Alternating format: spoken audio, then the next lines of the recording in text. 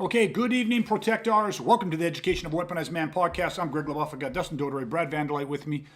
And tonight is I actually had a whole other topic planned for this week. And then something happened this week that was so fucking interesting that, and this might be one of our shorter podcasts. I don't know. We'll see. But I thought we have to talk about this. So I titled this, If You Know, You Know, The Inside Joke. And I'm going to share a conversation that I had this week with an individual that it was so awesome. And I can't wait to share it with you guys and get your guys' feedback. So there's my teaser. Back in 30 seconds after intro, side joke. Okay. So I said that I had a whole other topic. I had a conversation this week and it changed everything. So I thought, okay, we're gonna dive into this. So what happened? I got a phone call. It was an email first, and then we set up a phone meeting with somebody that was interested in the training and stuff like that. So I said, okay, well, let's set up a time to chat, and then chatted a bit on the phone, and then I had this individual come by, and we did a face-to-face. And I'm going to call him Steve. I'm not going to use his real name, not because he asked me not to or anything like that. I choose not to. So we're going to call him Steve. So this guy's Steve. Now, I want to give you a little bit of background into Steve. Right from the first email, and then the very brief phone conversation that we had to set up the in-person meeting, I knew something was different about Steve, because Steve knew things that most people don't know, and I mean I got that in the first few seconds. I just, like there's something smelt different. Okay, just from the email, I'm like, something's different about this guy. And then, like I said, the very brief conversation. Then Steve showed up. And when Steve showed up, it was awesome. And I'll say why it was awesome. But the second Steve started, like I had, a train out of my place and I had the bay door open and I seen this guy pull up and I knew right away this is him. And when he got out, just the way he started walking up, I'm like, yep, I was right. Like, there's something different about this dude. The way he walks, the way he looks, the way he moves, it's fucking there, man. It's in his body language, it's in his behavior patterns, and it's definitely in his communication style. Everything is fucking different about this guy. So we get into it, and there's the usual like, okay. And here's the thing: Steve is self-professed, absolute beginner, zero experience, never done a day of training in anything a day in his life. Okay. So you think, well, what the fuck's different about this guy? Well, here it is. Steve, longtime criminal. In his past, a self-proclaimed, not proud of it, but self-proclaimed violent offender. Right? This guy had gang connections. This guy grew up tough. This guy grew up victimizing. This guy grew up all of this shit. Now, I'm going to say this right off the bat, right, as I'm setting this all up. We don't train criminals, right? Even if somebody, I don't care if you're 50 and you go, if you have a criminal record, we need to be aware of it. We can do background checks, all that type of stuff, because obviously we're not in the business of training people that want to hurt and victimize people. We don't train the evil, right? We train good men who want to learn to protect what they love most, their lives, their family, other innocent people. So now, as I come forward, and so I'll say this, we're not working with Steve, right? Because Steve has this background. And unfortunately, his offenses and his background precludes him from me training him. But here's the thing, and for you guys, you can probably already kind of guess. Here's the inside joke, right? If you know, you know. Steve already knows everything we do. Steve says Steve has never had training a day in his life, but he has. And his training has come through a fucking hard fought life, like a hard life. It's come through, his time in gangs, his time in prisons, his time just trying to survive on the streets and stuff. And now I'm also want to set this up because Steve also is almost 25 years out of this lifestyle. Okay, Steve is married, he has kids, he has works his fucking ass off. He has really, really turned his life around, which I just full props to Steve. Okay, And remember, Steve's not his real name, but full props to him for that. But his background is significant enough that, again, it just precludes us from being able to work with him, unfortunately, or fortunately. It depends how you view this, right? So the interesting part, though, is I just, off the conversation, I just, after it was done, I just highlighted some notes, some things that I thought, people would want to know, because rarely do you get to see it from the criminal's perspective so directly. Right now, over the past 30 years, I study criminality. This is what we do. So we've watched thousands of hours of CCTV footage. We've had violent assaults of all different types of assaults. We've had opportunity to talk to other criminals, people that are incarcerated, people that have, done various different levels of, violent crimes, all those kinds of things.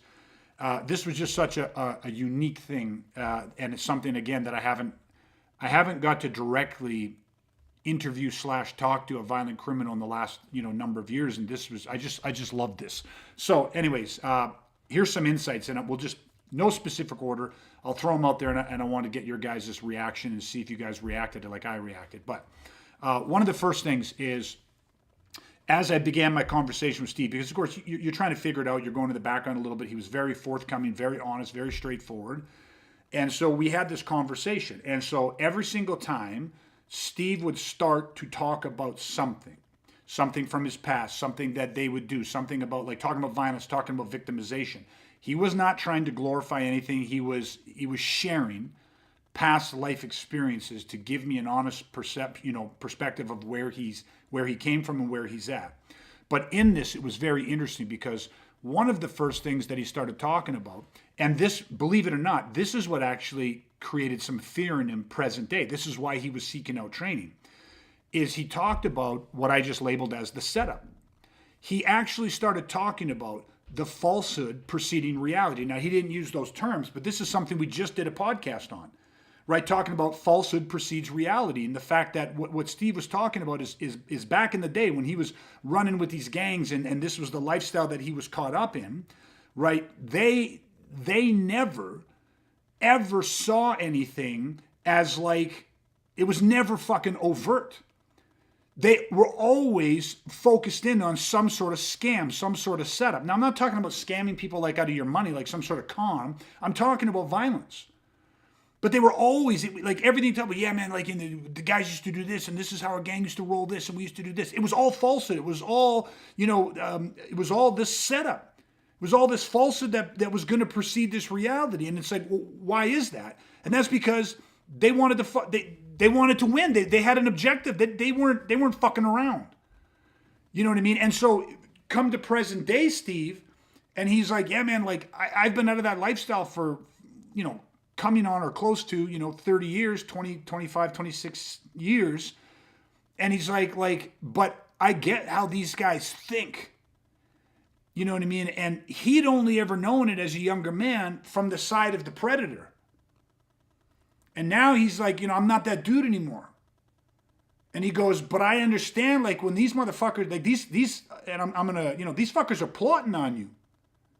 And it might not be you specifically, but they're plotting.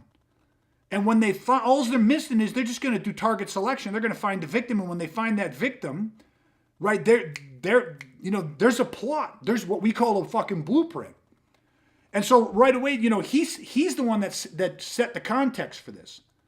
And I started talking about our bad guy blueprints, and I started talking about, the Trojan horse strategy and perception, or deception preceding the reality. Falsehood precedes reality.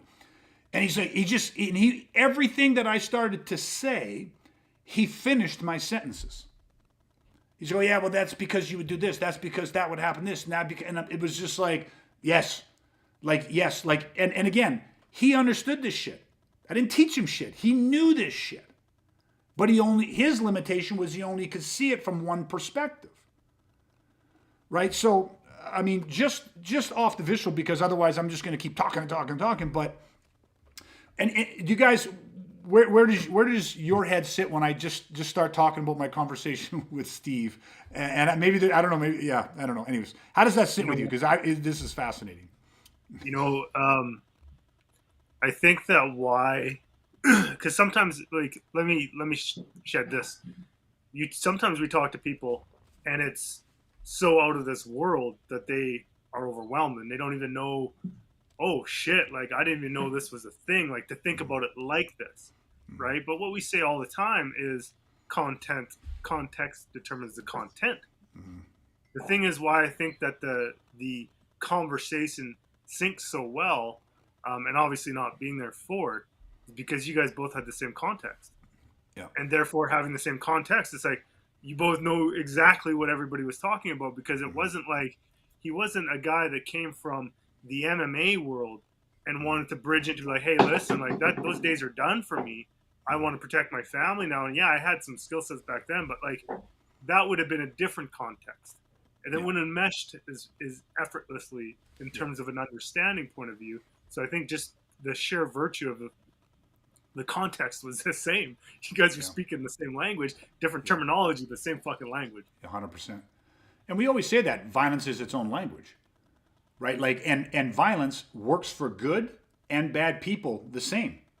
Whether it's self-defense or murder is determined after in a court of law. Like that, you know what I mean? Like, and that was exactly this. And it was, and man, it was very trippy because he was sharing his past experiences from the criminal mindset, but he no longer is that man. He no longer has those desires. He no longer runs in those circles. So it was funny how how raw his vulnerability was, how defenseless he felt.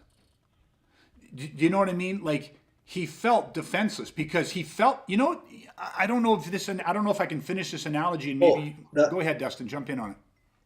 I was just going to say that that actually makes a lot of sense because if he's coming from the other side of it, from the violent predator side of it, he clearly understands why they had the strategies they did.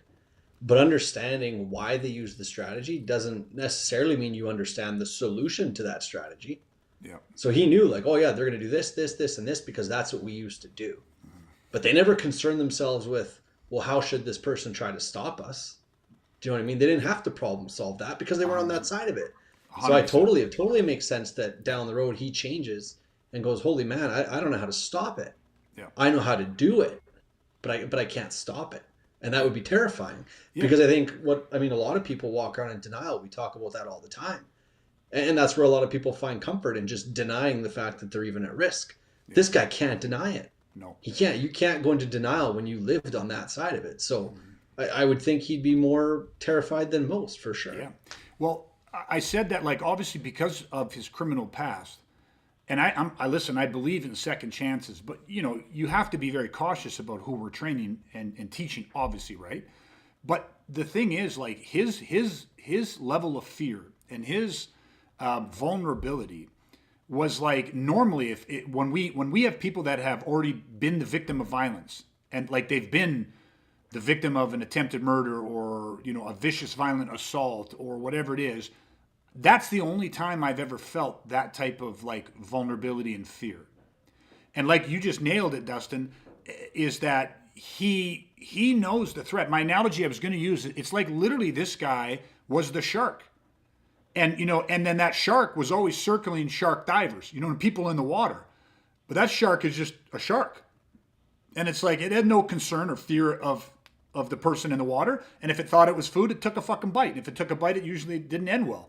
Yeah, you know what I mean? Like I don't, you get what I'm saying. And then all of a sudden now it's like the shark isn't a shark anymore. Now all of a sudden he's in the water with sharks, going like, you know, this is a whole different game from this perspective. You don't have the power, the speed, the size, the evil intent, all this type of shit. No, what you have now is you're a good man, a family man. You're working your ass off. You worked your ass off to change your life, and now you just want to provide. But you also recognize that, like, fuck, man, you know, this evil exists out there. So it was such a really weird, you know, I was just feeling the duality of everything that we were talking about. And this is where I think the conversation gets even fucking more interesting, right? Because so that falsehood or that they're plotting on you was very, very, very evident. It was like it was palatable. And then the second thing that I'll write down that I wrote down that I noted after this, and again, I'm just trying to share my raw experience with this without judgment. Okay, either way, just because I really want people just to have some major takeaways. The second thing that I wrote down was, and I just wrote it this way, but was laughter / joy. And let me explain that a little bit. Like when Steve was telling stories, and this is actually going to tie into another point that I have, but I'll state it and then we're going to go a little deeper into it after. When he was telling me different stories, a lot of the stories, probably 30% of the stories were his stories. Like saying, oh, I remember this time that or like we, and him and his, buddies, gang, whatever. But there was probably 70% that were, this guy I met in prison, this other group of guys that I knew, these dudes that, we, used to roll with us. But he was sharing other people's like stories, things that he knew had happened. So he was sharing his experiences, not necessarily firsthand, but second or third hand experiences from that world. And we'll come to more to that later. But whenever he told a story, and this was like, not surprising, but I really felt this. He would tell the story typically, oh man, yeah, there was these guys one time, or we looked, they were doing, this was the prey, this was the mark. And every time he was talking about the setup, we're plotting on these people. We're out there rolling, man. We got blueprints, we got plans. We're plotting on this shit. We're systematic. We're tactical in that kind of sense. But every time he'd start to share the punchline, meaning what happened. Oh, we did this to these guys, or this dude did this to this dude. His face and physiology changed. He smiled every time. Like every time there was a feeling like as he remembered these memories of joy. Do you get, you know what I mean? And yet again, like I just want to balance it. Was there remorse in him? Yeah. He was not proud of who he was. But when you're telling a memory, when you're sharing an experience or a memory from your past, that shit is trapped. Like just like trauma gets locked into every molecule of your DNA. So if you have a traumatic experience, you can get fucking triggered and you will feel, your body physiologically will revert right back to that time. Your thoughts, all this shit. So he wasn't bragging.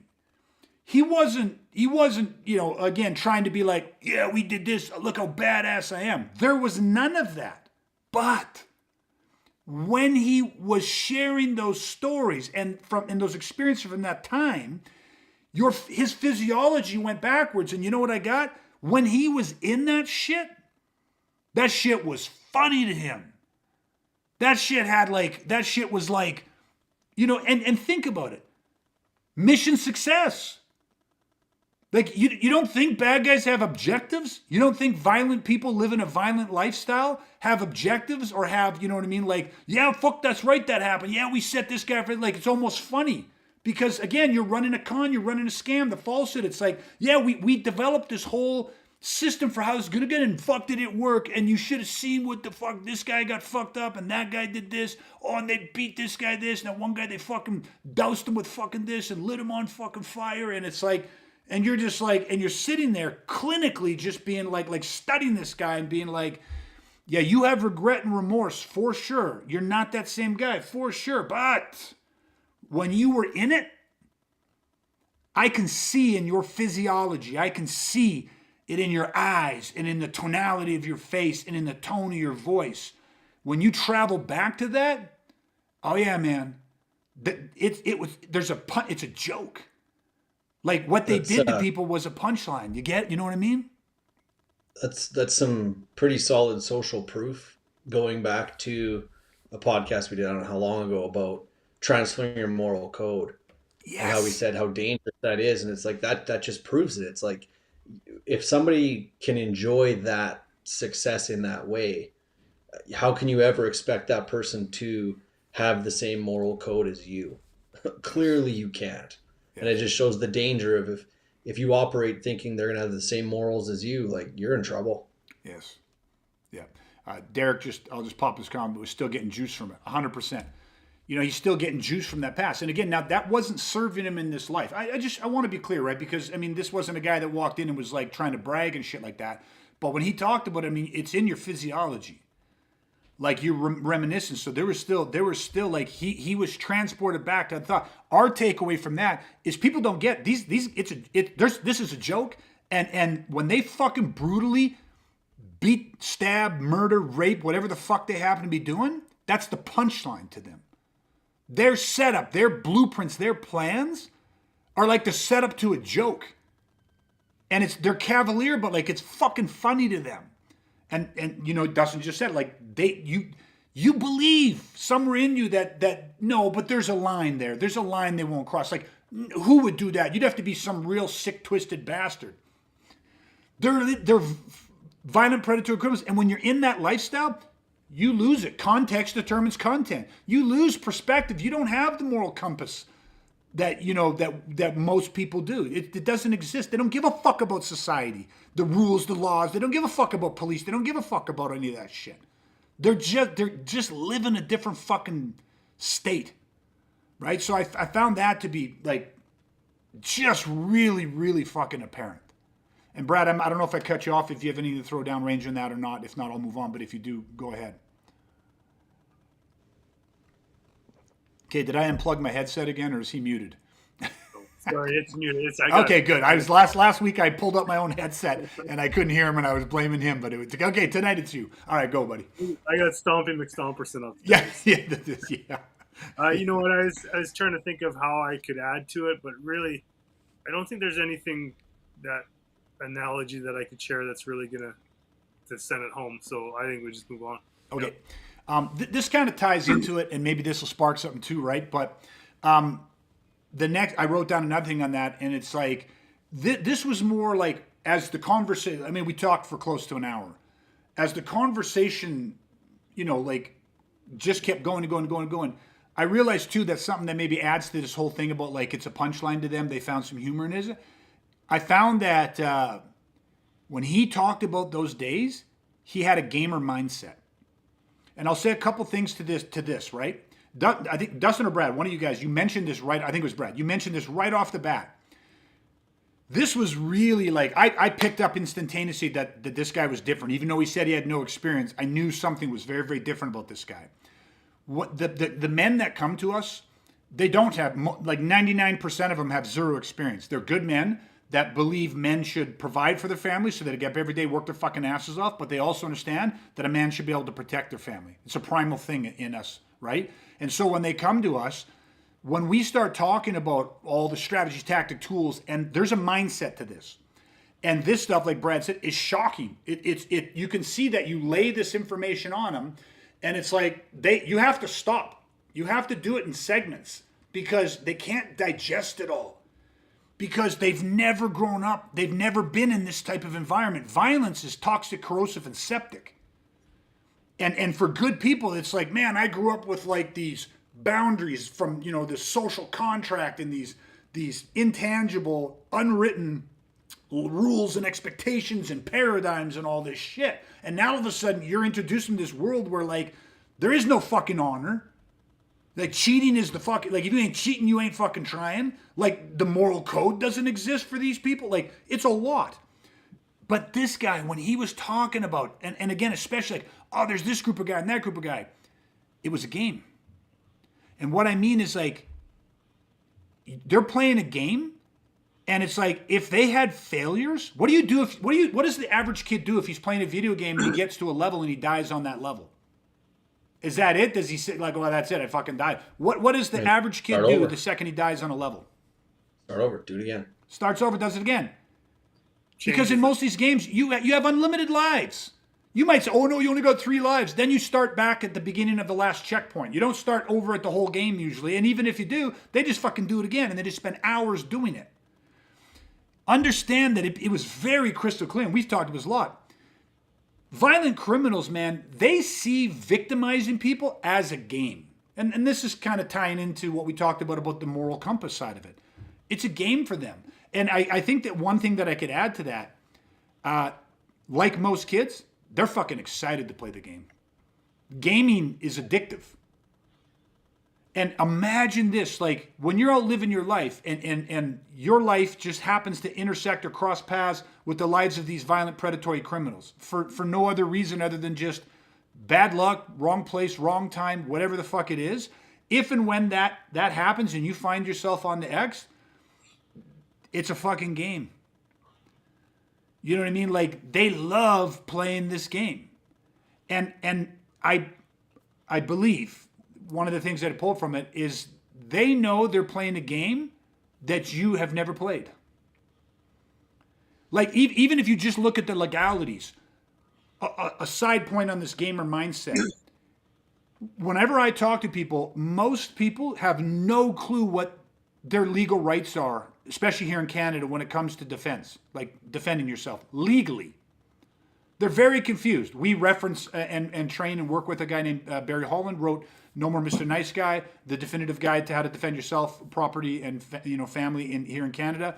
And it's like we go through great lengths to educate ourselves on what the case law says, not just what is written in law, but case law, meaning what have the courts ruled, what have they decided, what's the precedent here. And we go through great lengths to educate ourselves and our clients so that you actually know your rights. Because if you don't know your rights, you will hesitate, you will freeze. Misinformation isn't going to help you. This guy, not a fucking lawyer. This guy's never done any training like that. But guess what? This is going to be tough to predict. Guess what? This guy understood far more than most people. How the fucking court system works. What he can get away with. How they have to phrase things. How they play the fucking system. How they work it. You know what I mean? He's talking about you can do this, and you don't get shit. You can do this, you can do this. This is how you get back out. You can do this, you can do this, you can do this. If that doesn't happen, then this. They fucking understand this shit. And why? I mean, I talked about obviously the fact that the guy has a criminal record, we have to investigate that. Now, this guy has a substantial and fairly significant criminal fucking record. So every single thing on this guy's rap sheet is experience, direct firsthand experience he has with the court system and understanding how to work the system. Or how the system works. Where are the loopholes? How do you skirt this? How do you get this? How does this happen? So guess what? You got a gamer mindset. And when you understand it's a game and you know how to play the game, you play the game with less fear, with less apprehension, with less uncertainty, and you just keep playing. And you're making moves so fast and so crisp, other people can't fucking catch up. You got no psychic hindrance in this shit. So again, another powerful thing where it's like, fuck, like it's a game, but even the repercussions, because most good men are terrified of repercussions from defending yourself. Like, these people are trying to hurt me and my family. I absolutely, with 100% of my heart, believe that I'm facing imminent grievous bodily harm or death. Okay, then defend yourself. Oh man, but what if I'm wrong? You just told me that, that you genuinely, with all of your heart, believe you're in danger here. And how the fuck is that popping up? Because we are conditioned to fear repercussions, social contract, all these different things. Oh, I could lose if I got charged. Oh my God, what would my family think? The fact that I'd have to go to court, I'd have to pay for a lawyer, I'd have to miss all that time at work. Oh my God, I might lose my job. I can never travel again. We got a vacation coming up. All of this shit comes flooding in, and anybody that doesn't think that shit's gonna hit you and say, "Oh, in a crisis, you wouldn't be worried about that shit." Well, that's not true. Maybe the odd person wouldn't, but most people, that's exactly what's going to bog you down. That's exactly what's going to cause you to hesitate. And that's exactly what will get you fucked up or killed. Or your family. Whereas these guys, gamer mindset, played the system, played the game. Now they don't have that same fear. And you might sit there, yeah, that's because they got nothing to lose. They don't give a fuck if they go to jail. They got nothing to lose. Then you should be even more scared and you should be even more determined to learn the law the way they understand the law. And people say, well, you can't do it. What am I supposed to do? Go get criminally charged? No. Fucking study it, man. The information's there. Case law is there for everybody to read. There are experts out there. That's what we do, right? We go to definitive authority experts on this subject matter, and we fucking study it inside and out. And we drill it, and we train it, and we prepare it. Most people that are quote-unquote training for real-world self-defense have never actually done mock trial. They've never actually done something physical, gone tactical, made a decision, defended themselves in a scenario, and then right after that been put on fucking trial. Questioned as if a police officer is questioning you. Cross-examined as if a lawyer is cross-examining you to make sure that you can actually articulate, you understand, and you can fucking articulate and know when and who to articulate it to, what the fuck you did, why you did it. Right? Why did you do this shit? What were the cues that told you? What were the things that led you to believe? Like, most people have never fucking experienced that. Violent criminals have. And see, just one more example of how we are mirroring what they do. They're getting their experience by actually fucking living this lifestyle. Well, we don't want to do that and can't do that, right? That's not in our moral, compass. But training can provide that, right? And authorities and experts and people who've been there and done this shit who are now sharing knowledge. So I'm going off on a little bit, but this shit just was. I just wish everybody could have been there or have this conversation with a guy like Steve. Okay, I don't know. Anything off that side of it that jumps out at you guys? Yeah, it's just no doubt. We've always said that people who you're in the system, you know the loopholes better than anybody else. So to have that understanding of course, maybe things have changed for Steve now than what the system's like now than in the past, but he still gets the essence of what to do, who to talk to, how to, articulate, because that's it. It's like, well, you try again. Yeah, and you're right, Brad. Like, where he's at today, like, does he feel as connected? Does he feel like things could change? I mean, he said it himself. We say it all the time. He said it himself. The criminal system's fucked. Like, it's a joke. Yeah. Like, you know what I mean? Sorry? Oh, no, I was going to bring up something else a little bit that you've said that I picked up on. And the one thing when you connect that game mindset, you kept saying they, and that made me connect it like, because he wasn't doing this alone, right?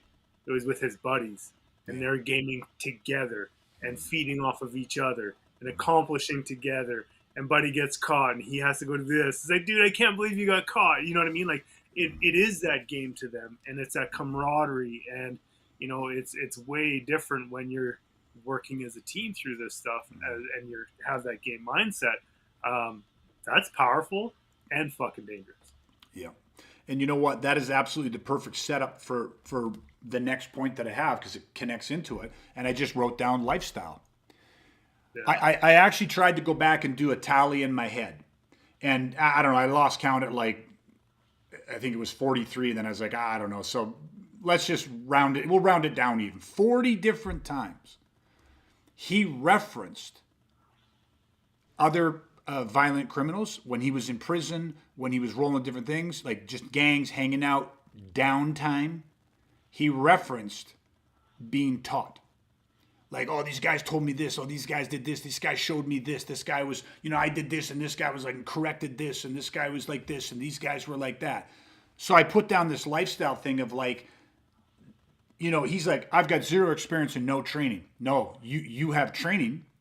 Like you said, but in your mind, it's like all the bad guy shit, which it is. That's how you were using it. But that's just education. That's the tool of violence, my friend. And it works the same for good or bad people. And so what he had, though, was like, you think you have no training? You had mentors. You had coaches. You had trainers. You had senseis. You had whatever fucking term you want to put to it. You had other violent, predatory criminals that were teaching and educating, right? Let's tie it all together. Why would they do that? Because they're fucking in this state, man. They're playing the same fucking game. And here's the thing. Although there's inner conflict and there's definitely violence amongst themselves and in between themselves, at the end of the day, they're playing a game, and there's another enemy out there, and that's the civilians. That's the populace. Like, they're the wolves hunting the sheep. And of course, wolves will fight wolves. You know what I mean? Like, of course that happens, right? And then they all hate the fucking sheepdogs. They all hate the cops and the law and all that type of shit. But there's wolves against wolves, and they're jockeying for who controls drug trade and who does this and who's doing this and who's doing this. But at the end of the day, they're all fucking victimizing the sheep. And so it's like they share, they talk, they educate. We've all heard that, right? Like, you go to jail and come out a better criminal. Yeah, like they're getting an education, which is why we're always like, good men need to fucking weaponize. There's no such thing as tough anymore, man. You don't even understand. Like, again, if you know, you know. But if you don't get the inside joke, like if you don't get what we're talking about because you're on the outside of this, then you don't fucking know, and you're fucked. Right? If you find yourself in this situation, you don't know. And God, what a horrific way to find out. You know what I mean? And so, like, that's like, this is all the stuff that week in and week out, we're here trying to educate good men. But they don't hear it the same way. they don't, like, you know what I mean? Like this guy, like I said, this guy was finishing my sentences. Like, as we work so hard trying to educate people, like weaponize their minds and their bodies. And it takes time because this is so fucking foreign to them. And then some guy walks in and goes, no, I got no fucking experience, man. I've changed my life in this, but let me tell you back in the day. And I have down here, like with this, the punchline thing, like I was, he set it up and was talking about something like a strategy that they used. And that's the same strategy we fucking use, right? Because violence is just a tool. It works for good people, works for bad people, self-defense or murder determined later. But he was talking, and then I was like, for us, this. And he finished it. And he was like jumping around. He doing his like finger snap. He's like, oh, fuck. He goes, yeah. But he wasn't doing it from an insidious point. He was seeing that it was like the light bulb went off. He's like, oh shit, all the shit I used to do to fuck up good people because I was a predatory piece of shit, I can just do all that shit and put it back on the bad guys should they fuck with me and my family from who I am now. But the thing that got me was that joy that they have, that punchline. When I was talking about Trojan Horse Flashbang, when I was talking about that, which he started it. They already did that shit. But when the light bulb went off that like he could do that in defense of his life to defeat I have to teach everybody how a kill chain synergizes. Like if you got Lego, man, one block of Lego ain't shit. Lego ain't Lego unless you got a few pieces of Lego to put them together. Now you don't need many pieces to make something, but you need a few pieces. A kill chain is a few pieces of strategy, tactics, tools. People don't understand that one strategy 20 or 50x is the second strategy, and the second strategy 20 or 50x is the third, so on and so forth. So by the time you go from strategy 1 to strategy 4, you've 100 or 150x'd your strategy, tactics, and tools. This motherfucker got it before I could say it. I was like, yeah, well, if you have this and then this to this, and he's like, fuck that synergy. Oh, fuck, you're gonna fuck. That would fuck them up so bad. Like, he went right back to like plotting and being like, oh, fuck, that's gonna fuck so many people up. That's gonna catch him on the blind side. Like, fuck. Like, he got off on the ambush concept. And I didn't teach it to him. I wasn't telling him trade secrets and people being like, oh my God, no. This guy understood because that's the predator fucking nature. I'm going to say this again and just hammer it. Violence is just a fucking tool. It works for the bad guy the same as it works for the good guy. So guess what? You're using the same shit. If you can't do what they do, you're fucking dead. That's a cold, immutable truth. So you can sit there and be like, whoa, no, it's so nasty. Yeah, but evil is fucking evil and good is good. And guess what? If evil and good are going to fight, shit's fucking messy. But if good can't do what evil can do, good ain't going to win. Now, what comes out of that? It's like every human being every single day uses the art of persuasion to influence other human beings. Every day a husband tries to convince his wife to watch John Wick versus fucking, some fucking rom-com shit. Oh, honey, come on. We just watched that shit. They kiss in the rain. It's beautiful. Yeah, I got it. Okay. But John Wick 4, end of the series. You know what I mean? And she says, no. But honey, blah, blah, blah, blah. But listen, if you do this for me, all that, you're doing the persuasion predator tactics. You're trying to influence her. You're trying to influence people at work to buy something, to sell something. Your coworkers to pick up a shift or stay later for you or do this for you. Every day we're trying to influence people, right? But here's the difference. What's your overall intent? Is it to manipulate and harm somebody like a predator, like a fucking con artist, like a persuasion predator would do? Or is it just because you're like, listen, like, I do this for you, you do this for me. Like, I'm not trying to be nefarious with this. But the point is, we're all doing this shit all day. So violence is just violence. And if somebody comes in and they're a genuine threat to my life or the life of my children or my wife or my family or in other innocent people, then violence isn't always the answer. But when it is, it's the only fucking answer. Like, just digest that and understand. So this guy, but I have never met a good man that understood how to synergistically develop a fucking kill chain and understand how fucking insidious that was. But it's like, you better be fucking insidious. You better be fucking ruthless. You better have killer instinct when it comes to defense of your life or the life of your children, when you are outgunned, outmanned by premeditated, predatory fucking criminals who think it's a fucking game. They're out there fucking plotting on you. They get fucking joy from it. You know what I mean? Like, hopefully we're painting a picture here. And it was just like, and in that moment, it fucking put legs under a table that I didn't think I could put any more legs under, meaning my passion to weaponize good men. Because I just kept feeling like, holy fuck, this guy is so far ahead of every good man that walks in my door. Like, so far ahead, man. It takes me on average, you know what I mean? Like, we do the weaponized 16, one private every single week for 4 months, right? 16 private lessons. If we get to month 3 or 4, I'm finally getting them to have an aha moment going, oh, fucking a kill chain. Oh, man. And actually have a little smile going, oh, that shit's devious. And it's like, yes, you fucking better be devious when it comes to you protecting your children's fucking lives. You get that? Like, you know what I mean? And this guy was like, oh, this guy got it. Okay, so that lifestyle side of it, they have mentors. They're sharing their training. And so do we. We need the same thing, man. Bad guys, there's an army. You can't do this alone. You can't weaponize by yourself. You need other people that are walking the same path, preparing for the same war. Right?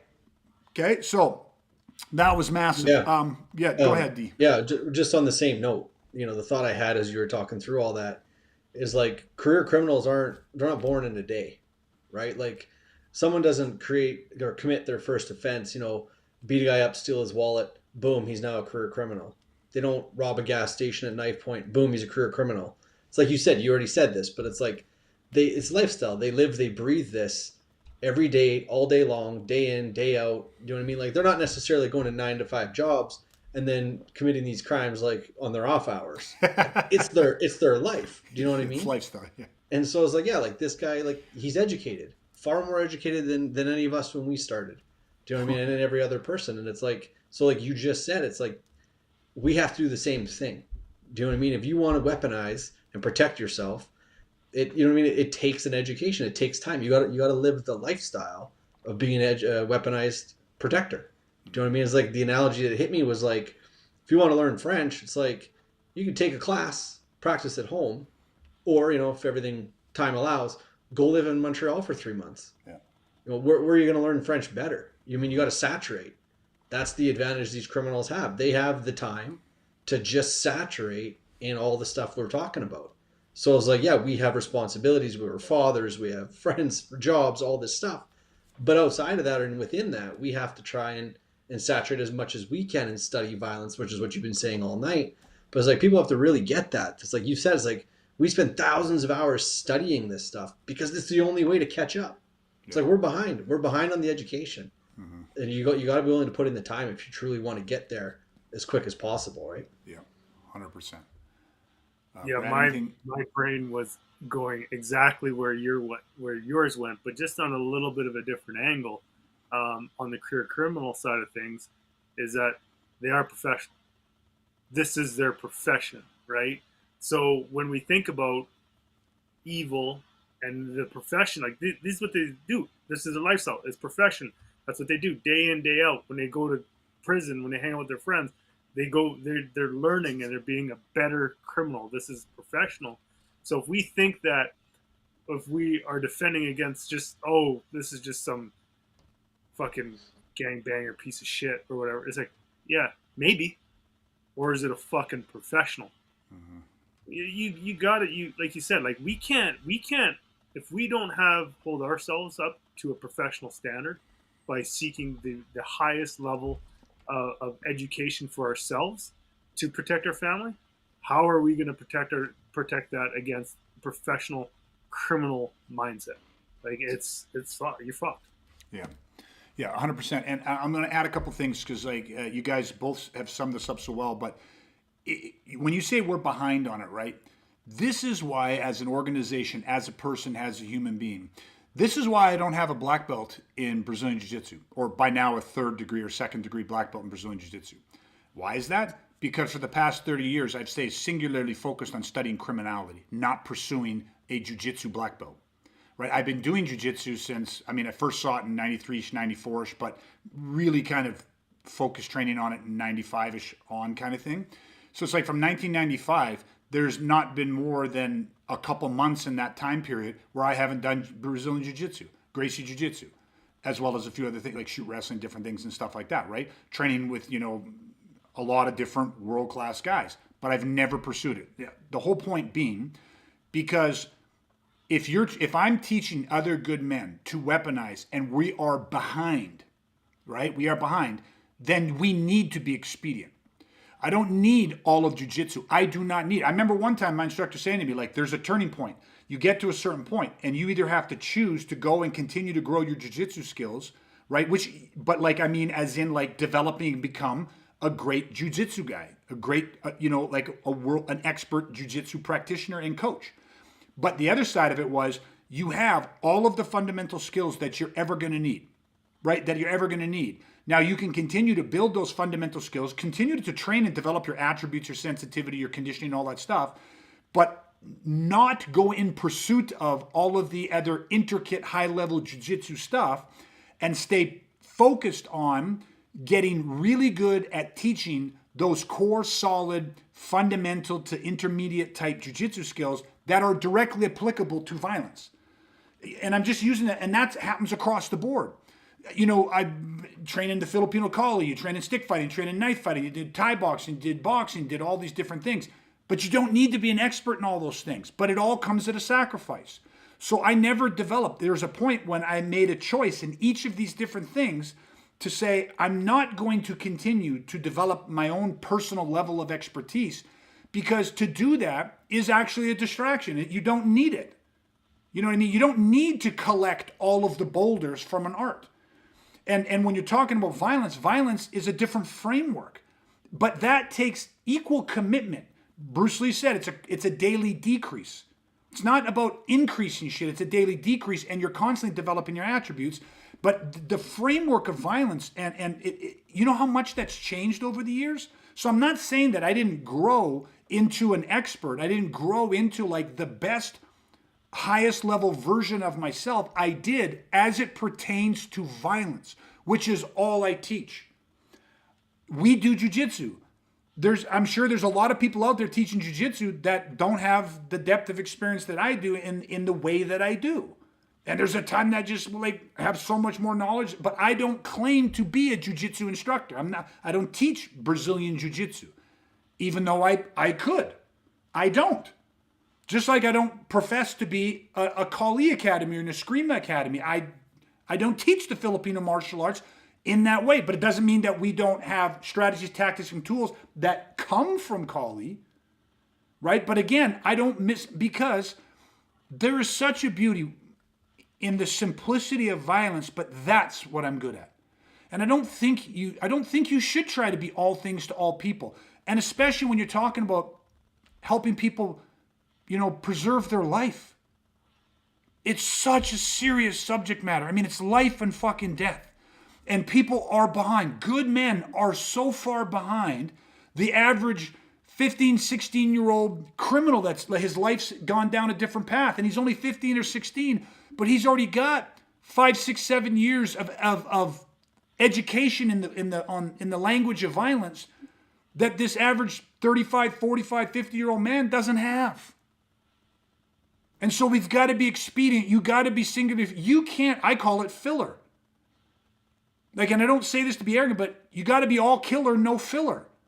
You don't have time for belts and uniforms and tradition and all this other shit. You don't have time to work on, 3-sectional nunchucks and, all this shit. You don't have time to be learning all of the latest, flashiest jiu-jitsu moves and all the latest and flashiest and most intricate, kick punch combinations and shit. It's just not needed. Now, some can do it, great. But the average man can't do that. They don't have the time. They don't, and again, so hopefully that, it's a bit of a tangent, but it's massive for me. And this ties into I think this is the last point. Their fucking growth mindset. The one thing that, and in this case, you go lifestyle, there's people sharing and talking in this. You know how many people are fucking closed-minded and defensive mindset?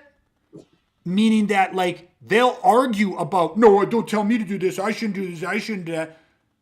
A massive thing that shone through is violent criminals want to get fucking better. They are studying other people. They're watching the fucking news. They are studying what the fuck is going on. They are sponges, and they are learning and growing and sharing. And so never mind just the lifestyle side of it, they have a growth mindset. Why?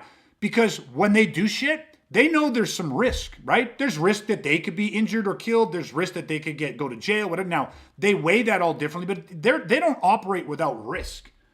And the risk that they feel, the risk that they fear, the consequences are pretty fucking severe for them.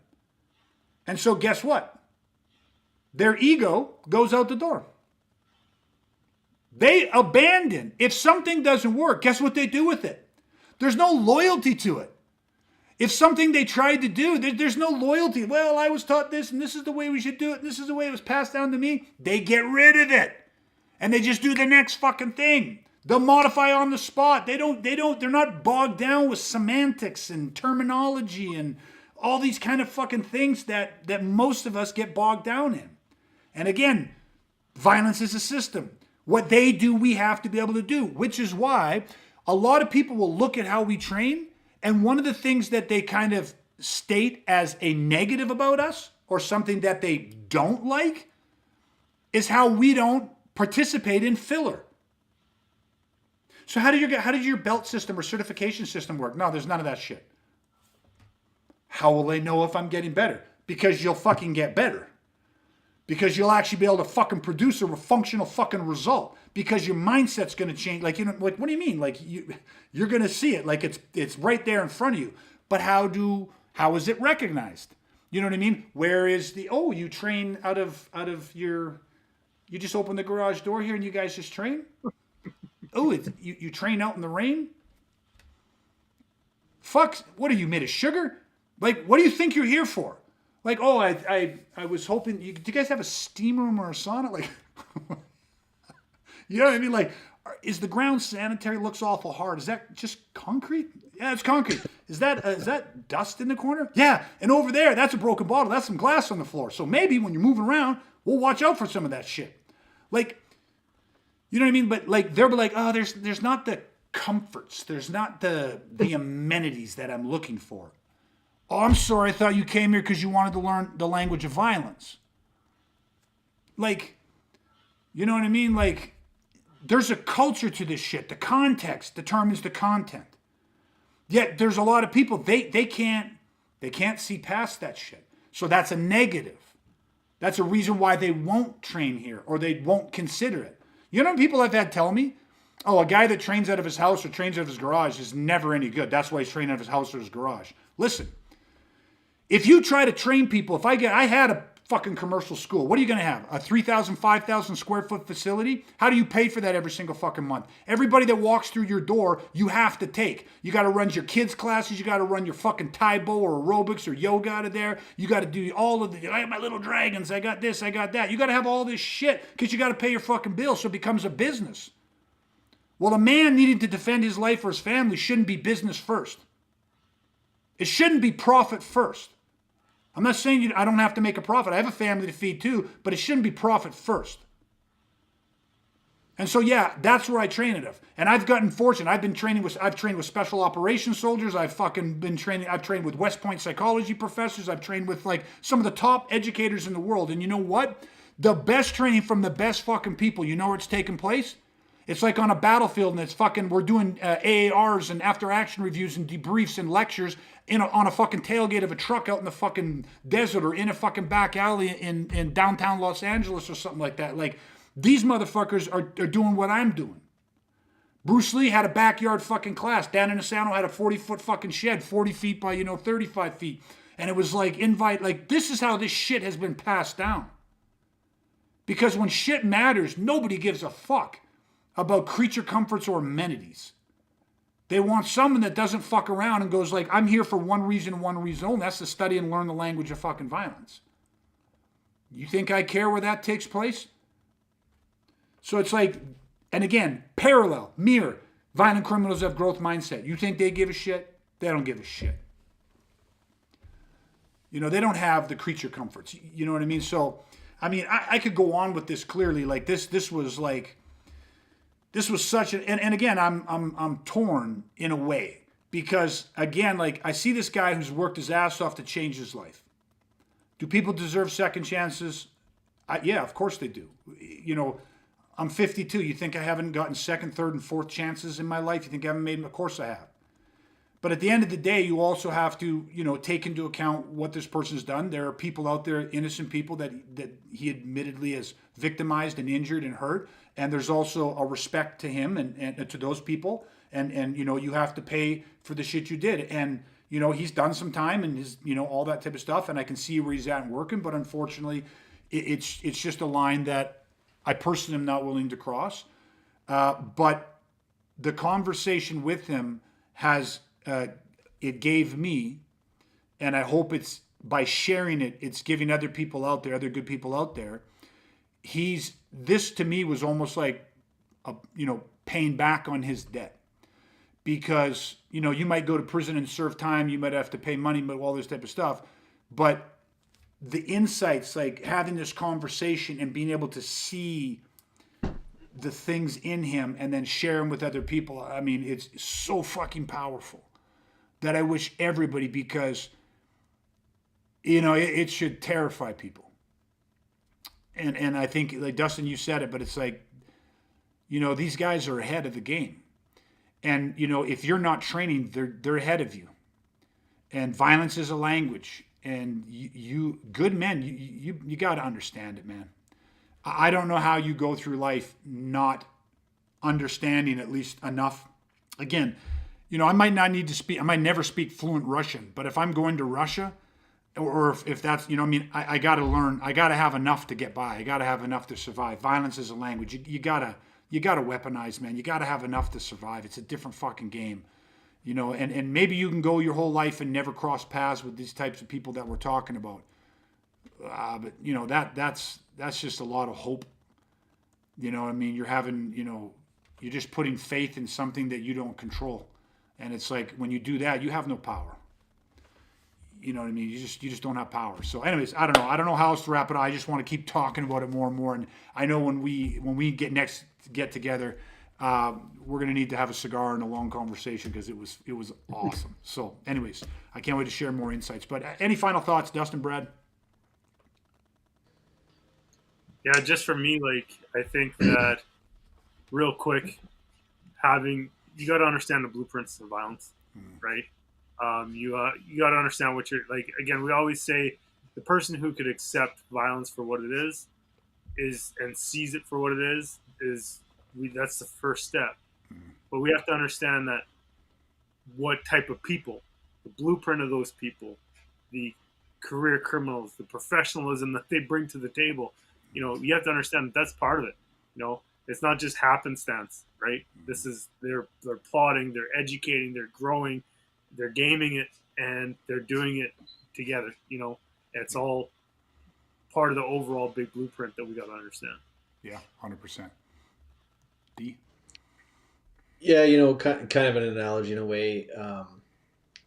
I often reference like just playing the lottery. I don't play the lottery and whatever. Like I don't care if people do or not. But it's like you can buy a lottery ticket every week and hope to win your way to like financial, you know, security or financial freedom. And then I look at weaponizing the same way. Like you can go through life hoping that you don't get assaulted or have to deal or face violence. Like, or you can put in some work and, you know, learn it, educate. Sorry, I fucked that up. I meant to say you can buy a lottery ticket, or you can work your ass off and earn your way to financial freedom, financial security. Would have made more sense if I said that first, but I think you get the point. I got it, yeah. It's a good analogy too. A little weak on the delivery, but a good analogy. I like Yeah. this. I got a little ahead of myself. Yeah, yeah. No, you're 100% right. Like, if you have a great financial planner and you plan for that, and you're at the end of the day, 9 out of 10 times you're doing very well, right? You know what I mean? So same as weaponizing is an investment in that versus the hope, right? The lottery, playing the lottery and hoping. So, and I think for me, it's just, yeah, I just agree. I don't know. Again, my head is swirling with all this conversation, but I wanted to share it. So I hope that anybody that's listening to this, I hope you got some value out of this. Again, I hope this is maybe it's that final straw, the incentive to fucking take action, because the only thing that matters is what you're doing, not what you're talking about, not what you're, intending to do, shoulda, coulda, woulda, gonna, but no, it's, you're only as good as the last time you trained. If you go, when's the last time I trained, and, be specific with it. Violence is a language. You got to just go to people that study it, that know it, that are obsessed with it. Don't water it down. I don't, yeah, anyways, that's it. I'm just going to keep rambling. So I'm going to end it. All right. Listen, thank you guys so much for jumping on. I really appreciate it. Derek, thanks for throwing some comments tonight. Again, definitely appreciate it, you guys. Listen, please like, share, comment. Don't forget, wherever you listen to your podcast, download this. Don't forget to like, subscribe, leave us a rating. If you leave us a rating, it's what helps us reach new people. Our membership and our listening audience is growing every single week, slow and steady. That's what we want. We're not looking for thousands of people. We're trying to find the right men that think like we think, that share the same belief systems, that are wanting to protect. So you leaving that little 5-star rating if you think we're worth it, leaving a comment, sharing, that does so much for us. That's my only ask from this. Other than that, I want everybody to please stay safe, stay weaponized, and I want to thank Steve, not his real name, but if he happens to ever listen to this podcast, I got a lot out of our conversation, and I hope by me sharing this conversation, a lot of other good men are going to pull value of as well. So stay safe, stay weaponized. We're going to chat again soon, everybody.